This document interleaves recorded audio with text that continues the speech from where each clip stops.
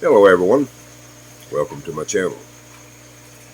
Today I'm going to talk a little bit about my solar, and this is for mainly the do-it-yourselfers. First of all, we're going to talk about solar panels. I've done my system over time, and the availability of panels is not consistent. So each time I put a group of panels up, they've been a different brand. I guess you are curious how they perform. Now, my first group was mono. Then my second group was poly. And my third group is poly. Is there a difference between the two? Good question. I've not seen a noticeable difference. Just to be honest with you. Do they degrade over time? Now, my first group just so happens to be roughly 4 years old. Is there a difference between when I first installed them and now? Yes. There's a slight degrade in them. How much? Not enough to brag about. There's probably about 2 or 3% difference at the max.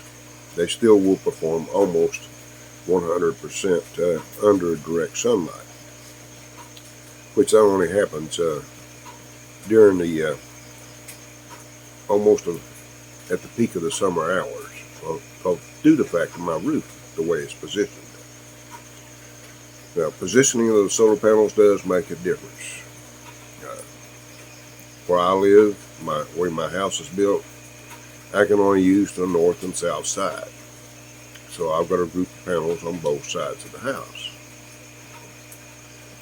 So I get the advantage of the summer solstice and the winter solstice. Of course, I don't have as many panels on the south side, which I'm hoping to be able to do that in the near future, is put another group of panels. Yes, you can use different brands of panels, different wattages, and so forth. Now, as said about that part, let's get into what I'm doing personally. Now, I don't recommend, if you can afford, to use an off-grid solar inverter due to the efficiency. Now, that's what I use, as an off-grid inverter. As you can see, it's an off-grid. It's a 3,000 watt, 220 volt inverter. Oh, it performs wonderful. It's been going 24/7 for 3 years now. And you said, well, your panels were 4-year-old. That's true. In the beginning, I couldn't afford to buy the nice inverters or upgrade to it. What I had in the beginning was just so I could have lights during brownouts. And again, if you live in a brownout climate area, I recommend doing the solar. I tried the generator thing. It was great. I won't knock it, but it can be expensive if you're in a place that has regular brownouts. Especially if it's several days at a time. A normal generator will use about 1 liter or quart per hour. And here in the Philippines, as you know, gasoline is much higher than a lot of places around the world. Right now, the current prices is averaging, if you're talking U.S., right at $4.50 a gallon, maybe a little more, give or take a little bit, depending on where you buy the gasoline. But that's pretty close at the moment. We're expecting an increase today, I think. I'm lost. I don't know what day it is. But anyway, you take at that price, that gives you roughly 4 hours use for roughly $5. That don't sound too bad, does it? But you start running 10 hours a day, it runs in quite a bit of money. But anyway, the generator thing, it was okay. Between it and my simple setup at that time, I used a modified wave inverter, and it was great for lights. I couldn't run my refrigerator or anything like that, anything that required pure sine wave. But it was great for lights. And I was happy with that, because I could run the generator and actually charge the batteries at the same time. Because my inverter does have the capability of charging batteries. Of course, I've got ahead of myself again. I'm talking about my current inverter. At that time, I was using lead-acid batteries. Very inefficient. Very inefficient.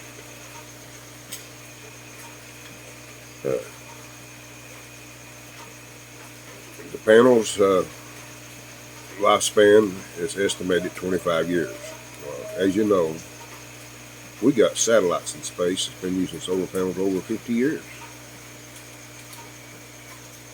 Oh, they'll do great. They claim at 25 years they're still 80% efficient, but they're supposed to maintain their efficiency for 25 years. So, if you're doing it yourself, solar panel brands, to me, there's not a lot of difference. There's a lot of hype on which brand to buy and so forth. But my experience with my panels, I can't complain. Mine are grouped, again, on the north and south side of my house. Now, if you're going to build a new home here in the Philippines, and you think about solar, I recommend position your house before the panels will get their peak performance. Simple to do. All you need is a simple app, and I'd give you an idea. There's several apps that you can use. I don't know the name of the app right now offhand. I should have looked it up before I got on the video. I just thought about it. Personally, I would have probably done my house entirely differently. I would probably have had a flat roof and usually cover the roof with solar panels to reduce the heat, and use the efficiency of the panels to power my house. If not flat, I would have done it on a no more than a 10-degree angle. Now let's get into inverters.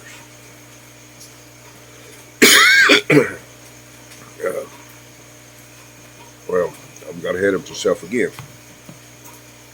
Before you get to inverters, let's get into what you're going to do if you're using the type of inverter I'm using. You will need a solar controller.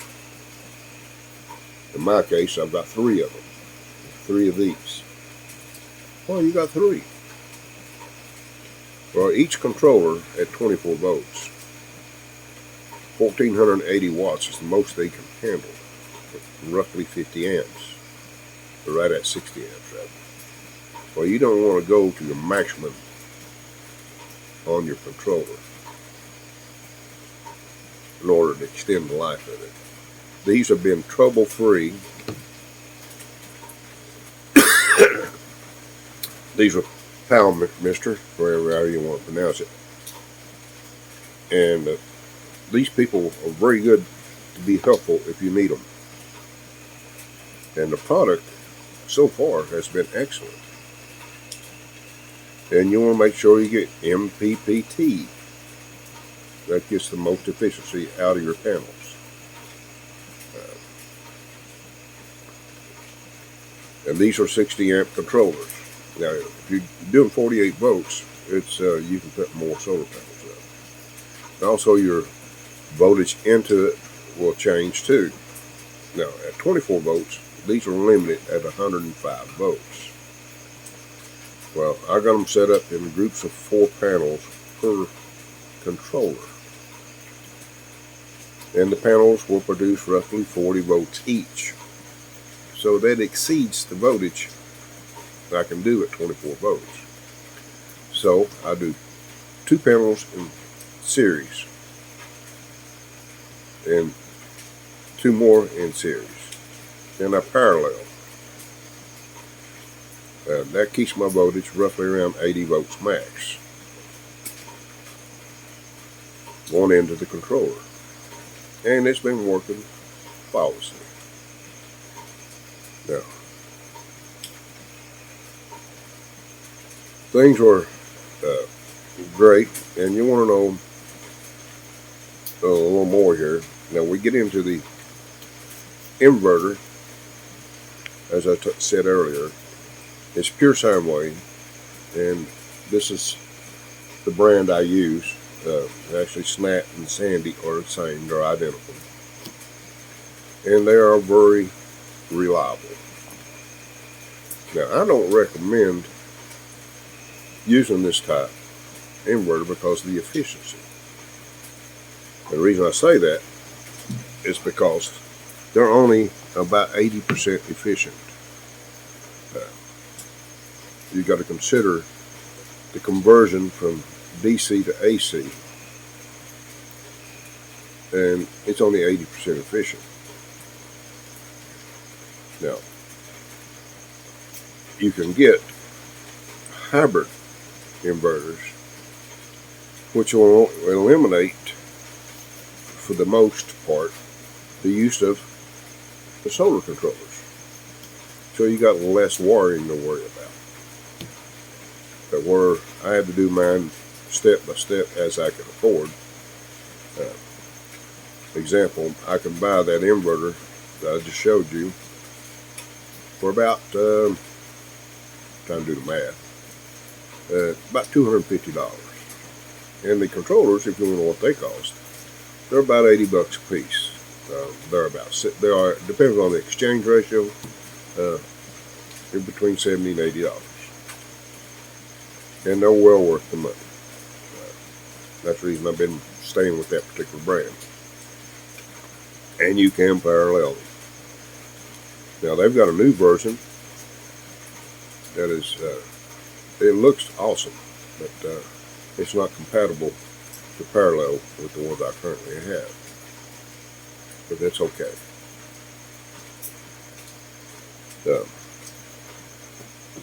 Now, if you're considering doing solar,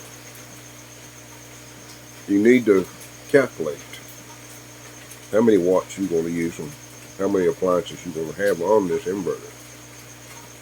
In my case, I've got some notes here to let me give myself an idea. My air conditioner, it's what they call a 1 horse. I don't know what that is in BTU. I apologize. That's 750 watts for the compressor itself. Now, it's got a fan in it. In most cases, that's going to be 60 watts. So it's 810 watts by itself. Now, my refrigerator is 170 watts. That's when it's in defrost mode. Now, it runs at 135. Now, deep freeze is at 230 watts. Now, TVs, I've got 2 of those. They're roughly 100 watts each. One's a little older than the other, and I think it's 125. And the new model, which is the same size, is only 80 watts. The wash machine, 275 watts. And I do have a commercial fan out here on the porch, and it's 150 watts, and it's when you run it on high, which most of the time I do. And then I got 3 other fans that run pretty much 24/7. they're 180 watts to get all together, 60 watts each.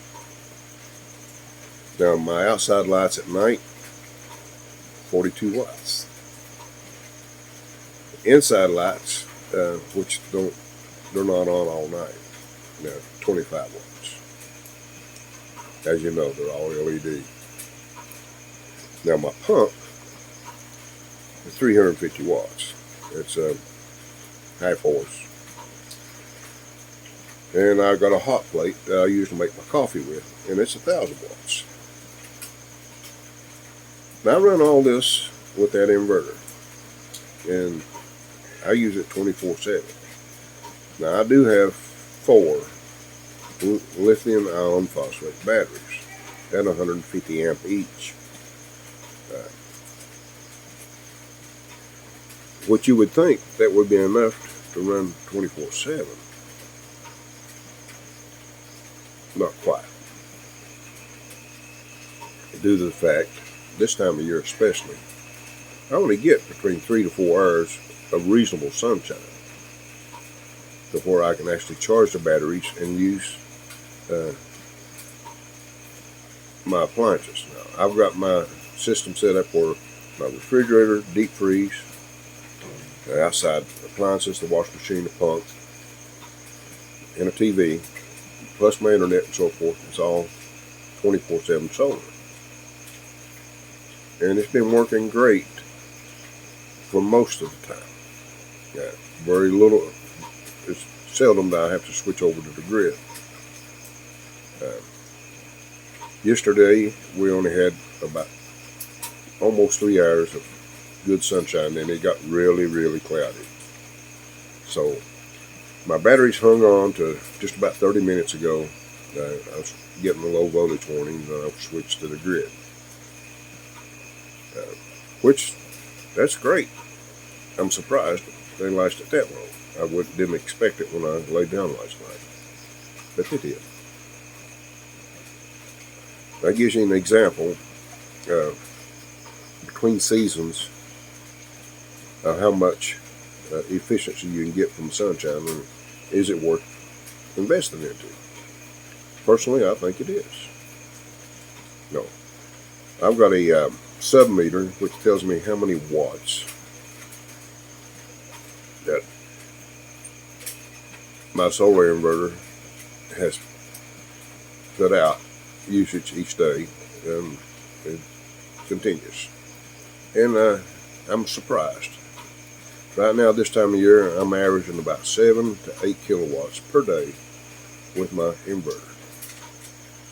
Now, my daily usage is roughly 14 kilowatts per day on the average. So I'm at 50%.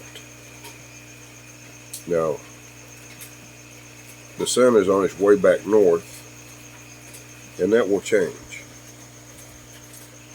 By March, I'll be up to about 80%, maybe 90%, with my current setup. Now, what I need to do is add more panels and 2 more batteries. That will get me close to, right now I'm in wattage in my panels. I got 3,625 watts. And you take them on a good day, you can get at peak performance. I should be able to get 5 hours before I can charge my batteries and be on total 100% solar, and be able to run longer at night. That's where my storage comes in. I don't have enough battery capacity with the inefficiency of my inverter to run all night. Another thing you take into consideration too is the length of your wire between your inverter and your batteries. There will be some loss. If you're over 4 foot of wire, you're going to have some loss there too. Now, efficiency of charging the batteries the LiPo4 batteries are much easier to charge. That's why you can get more out of them. Not like with the lead acid. Oh man, they were so inefficient that I stayed on the grid most of the time. They could only use the lead acid for backup. And the storage capacity with my system and the inefficiency, even though I had 6 batteries and I should have had, roughly 6 kilowatt of storage or over, the best I could do was right at 3 kilowatt with the lead acid, because it would fall below the voltage level my inverter would work. And my inverter was shut down at 22 volts. That's where I like the LiPo batteries, because they will maintain the voltage all the way down to about 30% left in the batteries. Now they are designed with the BMS that's in the batteries to shut down at 90%. Well, my inverter, it shuts down before it gets to that level. Roughly about 20% is still left in the batteries, which I'm happy, because the research I've done on these batteries, LiPo4 they call them, they perform great. 20 to 80% capacity. You get a long lifespan, charge cycles. So that's the part I like most. If the calculations are correct, I should be able to get between 10 to 15 years out of these batteries. And that means I will, it only takes me, with what I'm using now, about 2 years to recover my money. So I'm in these batteries now at roughly 7 months. So I've got quite a bit of money back. Overall, my system, as long as I've had it, that's basically where I'm at right now, with the panels and the batteries I've recently installed, recovering the money on that. I should do that about a little over another year. Don't mean to be boring with this, but I figured it might be some good information for those that wants to do it themselves. On mounting your panels, I recommend the rail system, which I didn't use. I used the bolt-on foot mounts, and they've been really good. And the reason I did that is because the way my roof is constructed, I wanted my panels close to the roof so that they wouldn't catch as much wind, which it paid off. Last year we had Odette, and we had some wind. Really, we did. And not one panel was damaged. Thank you. Lucky. But anyway, I thought that'd be a little interesting for some of you all that's thinking about solar, and I can recommend it, especially if you're in a place that has constant brownouts, which I do. Now, if you're not in a place that has constant brownouts, the cheapest system is an on-grid system, which is fantastic. If you don't have a problem with brownouts. An on-grid system, if you don't have power off the grid, it don't work. Which is great. Now, they do have now inverters, which I will upgrade to, that works both ways, on-grid, off-grid. So that'd be my next investment in the inverter, due to the fact one of these days they will have in place here, hopefully, that I can use the on-grid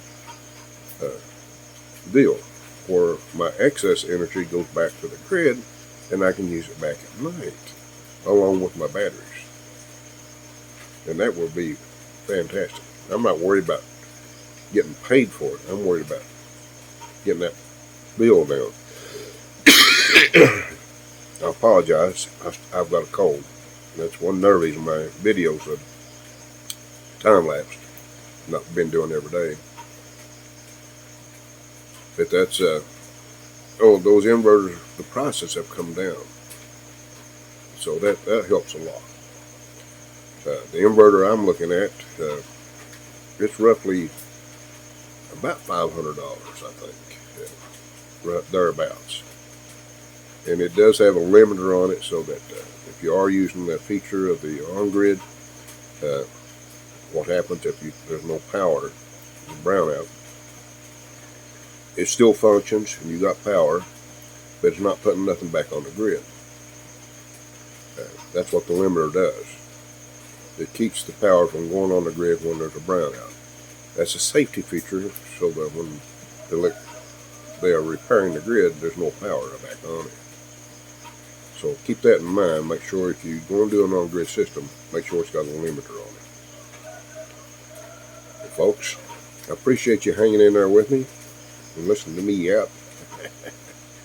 And this is a new year, and to everybody out there, again, I appreciate everyone that subscribes, and may this be a wonderful year for you. Thank you.